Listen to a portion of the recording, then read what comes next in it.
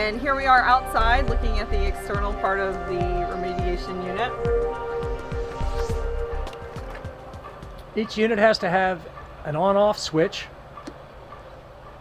tied into the fan within sight of the fan.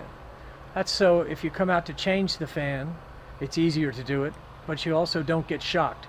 If you're changing out the fan and someone was to turn on a switch inside, the remediator changing the fan could get shocked. So, within inside of the fan, there's always a on-off switch. This is the fan itself. This is the PVC, and this coupler, or these two couplers, serve a dual purpose. They couple the fan to the PVC pipe, but they also serve as a vibration dampener. The fan makes a little bit of noise and a little bit of vibration, and this cushions that so it doesn't get transferred back into the house's structure. Don't want to bother people that might be sitting inside here reading in a rocking chair. So these couples couple the fan to the pipe, and then the downspout is an aesthetic way we match the existing downspout on the house to vent the gas up to above the roof line. And at the very top, if you can see the very top of the system, we have a screen attached to it. That keeps birds, bats, acorns, squirrels from going down into the system. If you were to leave that open, and we used to back in the 80s, squirrels and birds would see it as a hot spot. And in the wintertime, when 50-degree air, the temperature of the earth is 55 degrees, 50-degree air is going up and coming out of the top, they would go down into it, and we'd find them in these fans all the time, dead. So you put a screen in the top, keeps everything out, and it's a very good idea, and it helps the fans to last longer. Now, I'd like to say something about these fans. This is a Radon Away RP145 fan. It's a very functional fan. It's the 5th generation fan. The fans I used in 1988 did not last more than 3 or 4 years, tops. These fans have evolved further. They're much better fans now, and they seem to last 8 to 10 years. The electrical use, this fan draws 60 watts, so it draws less than a 65-watt light bulb. Fans do not draw as much current as incandescent lights.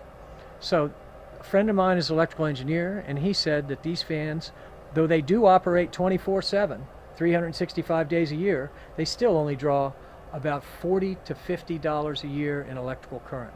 Oh, okay. Is there any maintenance required by the homeowner or any kind of regular upkeep that these units need? No, actually, all you have to do is monitor that manometer switch inside, the manometer gauge. As long as your fan is running and you run a test every couple of years, that's all you have to do.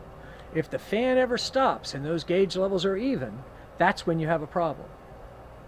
If a homeowner suspects that they have radon or would just like to have their home tested, should they contact your company for that? No, I'm not allowed to test. In this country, you cannot test and mitigate. Some people do it, and they shouldn't do it. If you're a remediator, remember, you can't see radon, smell it, or taste it. They're afraid you might go out to somebody's house, run a test, say it's high when it's not, put in the system, retest it, say everything's great now, and there was never a problem to begin with.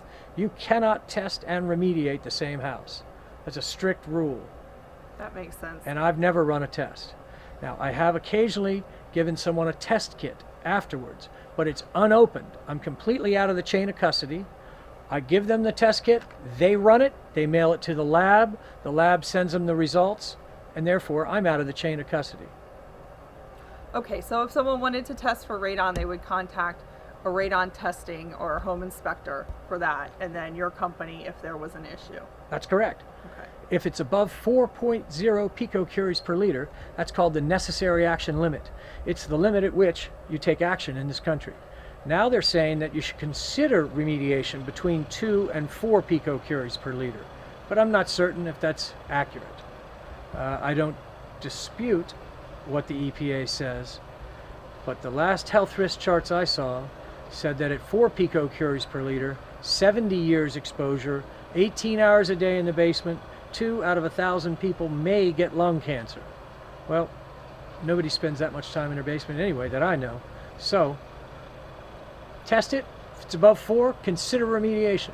Call a testing company or buy your own test kit at a local big box store. Run the test. If it's above 4.0, I'd love to give you a free bid. My name's Norman Rodier. The company is, again, Radon Control Professionals South, You could Google that. I've got a website, radonmold.com. I also do mold remediation. And give me a call. I do free estimates for both radon and mold remediation. Great. Thank you so much, Norman, and thank you, Charles, and thank you everyone for watching. Thank you.